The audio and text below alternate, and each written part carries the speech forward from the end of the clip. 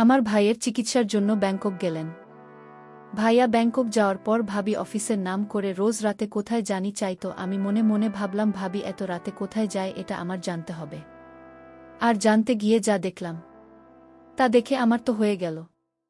সুখের সংসার ছিল মিজানের। বাবা মা, তার স্ত্রী, যাকে নিয়ে মধ্যবিত্ত একটি পরিবার ছিল তার। ছোট কোম্পানিতে একটি চাকরি করত সে। তারপর অসুখের কোনো অভাব ছিল না। মিজানের একটা ছোট ভাই ছিল, খুব দুষ্টুমি করত। মিজানের ছোট ভাই এবার মাত্র 9-এ পড়ে। 9-এ পড়লে কি হবে, মুখে বড় বড় কথা বলে ফেলে, মুখে কিছু আটকায় না। মিজানের ছোট ভাইয়ের নাম ছিল মিন্টু, বলেন সবাই ডাকত। একদিন মিন্টু আমায় বলল, ভাবি আপনার কি লাগবে, আমি বাজার থেকে সব নিয়ে আসব। তুমি মাত্র 9-এ পড়ো, তোমার 1 টাকা ইনকাম নেই, তাহলে তুমি আমার জন্য বাজার থেকে কি আনবে? আমি যা বলি তুমি তা এনে দিতে পারবে? তোমার কাছে কি টাকা আছে? গুণ ভাবি আছে। শোনো, আমি বাজার থেকে কিছুই চাই না, তোমার কিছু লাগলে আমার কোলে ও। কিন্তু সব হারিয়ে গেল এক কালো ঝড়ে। হঠাৎ অফিস থেকে আসার সময় একদিন অ্যাক্সিডেন্টে চোখের দৃষ্টিশক্তি হারিয়ে বসে মিজান, মানে আমার স্বামী, চেতনা ফিরে পেলেন। নিজেকে হাসপাতালে আবিষ্কার করে মিজান কিন্তু চারিদিকে তাকিয়ে সবকিছু অন্ধকার দেখতে পেলে তার পরিবার তাকে জানায় অ্যাক্সিডেন্টে মাথায় প্রচণ্ড আঘাত লাগায় সে তার দৃষ্টিশক্তি হারিয়েছে। সেদিন মিজানের পাশে বসে নিপা অনেককে ছিল, তবুও মিজানকে এক মুহূর্ত ছেড়ে যায়নি। বাবা মায়ের পছন্দের লিজাকে বিয়ে করেছিল মিজান। বিয়ের পর হাসি কান্না আনন্দ অভিমানে ভালোই চলছিল মিজানের সাথে তার জীবন। মিজান বারবার বুঝেছে বাবা মা তার জন্য সবচেয়ে ভালো কাউকে বেছে এনেছে। সেদিনও অ্যাক্সিডেন্টের পর সেটাই প্রমাণ হল। মিজানের সেবা যত্নে মাথার চোট ধীরে ধীরে সারল, কিন্তু মানসিক যন্ত্রণা মিজানকে ঘিরে ধরল।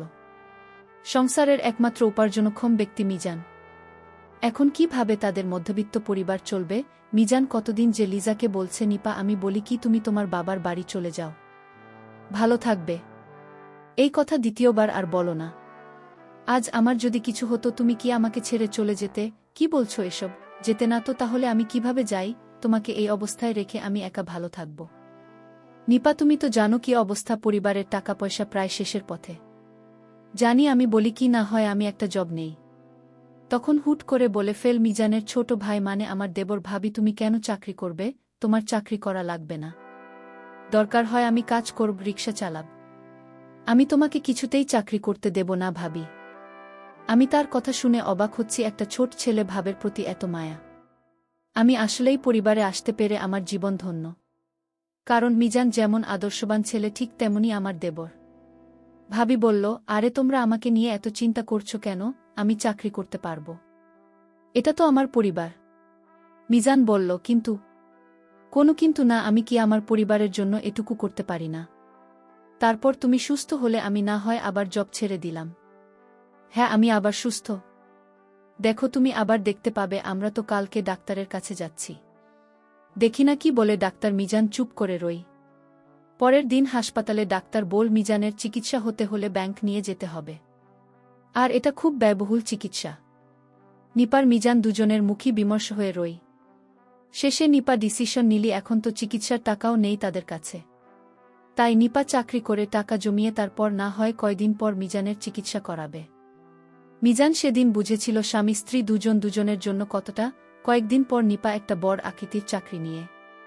প্রথম প্রথম বেশ ভালোই কাটছিল তাদের। অল্প বেতনের মাঝে অনেক টাকা করে সেভ করেছিল তারা মিজানের চিকিৎসার জন্য। নিপা অফিস শেষে মিজানকে নিয়ে ব্যস্ত থাকত, তার খুব যত্ন করত। মিজান মাঝে মাঝে বলতো, আমি যদি অন্ধ হয়ে থাকি তাও আমার কোনো অভিযোগ নেই, কারণ এরকম যত্ন পাবে তোমার কাছে সারাটা জীবন। এই ভালোবাসা দিয়ে আমি একটা জীবন কাটাতে পারব। বিনিময়ে মিজানের মন মাতানো হাসির আওয়াজ শুনতে সে। মিজানের মা কাঁথা সেলাই করে বিক্রি করত কম দামে, এই টাকা দিয়েও কিছু সংসারের খরচ নিত। কিন্তু হঠাৎ কয়েকদিন পর নিপা কেমন যেন পরিবর্তন হয়ে গেল।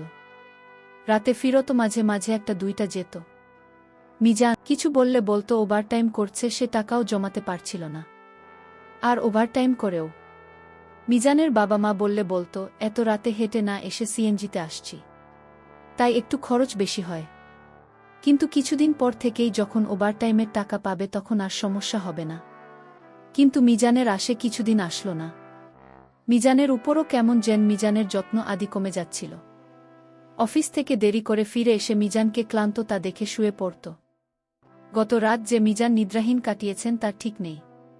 কিন্তু মনকে সান্ত্বনা দিত নিপা তো এসব তার জন্য, তার পরিবারের জন্যই করছে।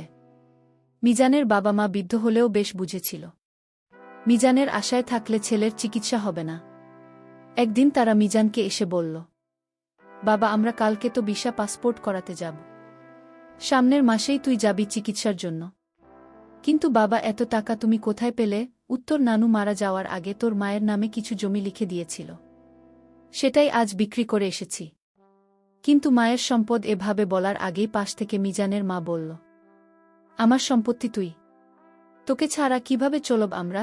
নিপা বাসা এলে তাকে জানালেও সে কিছু বল না তেমন, শুধু বল বেশ ভালোই, তুমি যদি যাও তোমাকে ছাড়া কিভাবে যাব আমি? আরে আমি গেলে কেমন হবে? তাহলে চাকরি করব কিভাবে আর পরিবারের খরচ মেটাবেন কিভাবে? হ্যাঁ ঠিকই বলেছ। বিদেশে আসলো মিজান। এয়ারপোর্ট অবধি সে মিজানের সাথে নিয়েছিল, সে নিপা সাহস জুগিয়েছিল তাকে। বাবা মা সবার থেকে বিদায় নিয়েছে, বিদেশে এসেছিল চিকিৎসা করাতে। আজ 5 মাস পর সুস্থ হয়ে দেশে ফিরেছে। ভিতরে কথা হয়েছে মিজানের সাথে বাবা মার সাথে ফোনে, কিন্তু মিজান বলেন সে সুস্থ হয়ে গেছে। ভেবেছি সামনাসামনি সারপ্রাইজ দেবে, কিন্তু কে জানত আজ নিজে এত বড় কিছুর সম্মুখীন হবে। মিজান বিদেশ চলে গেল চিকিৎসা করতে। এদিকে নিপার শ্বশুর শাশুড়ির সাথে আচরণ খারাপ করতে লাগল। আগের মতো শ্বশুর শাশুড়ির কথা শোনে না, আগের মতো টাকা পয়সা দেয় না, কেমন জানি হয়ে গেছে দীপা। তার দেবর একদিন তার ভাবিকে জিজ্ঞেস করেছিল, ভাবি তুমি এখন দেরি করে অফিস থেকে আসো কেন?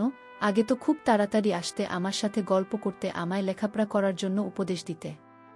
এখন তুমি আমায় আগের মতো আমার সাথে গল্প করো না, লেখাপড়ার কথা বলো না, ভাই আর খুঁজো তেমন রাখ না।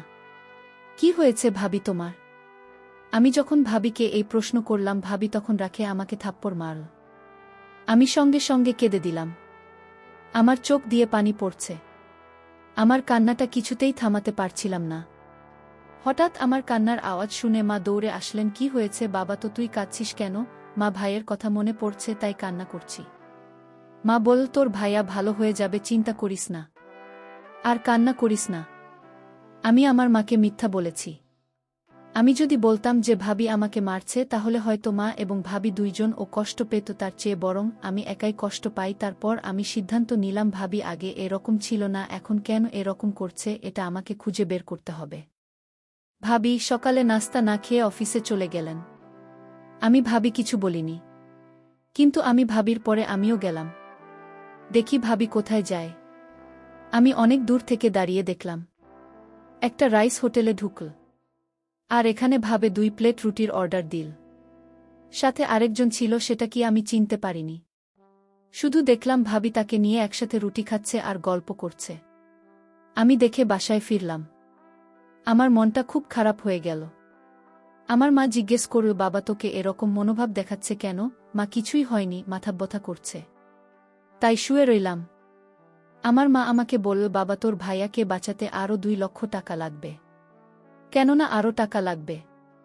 এত টাকা এখন কোথায় পাবো? আচ্ছা ভাবি তো এখন অনেক টাকা বেতন পাচ্ছে চাকরি করে, ভাবেই আসুক, দেখি কি করা যায়। বলতে বলতেই ভাবি হাজির। ভাবিকে বললাম, ভাবি ভাইয়াকে সুস্থ করতে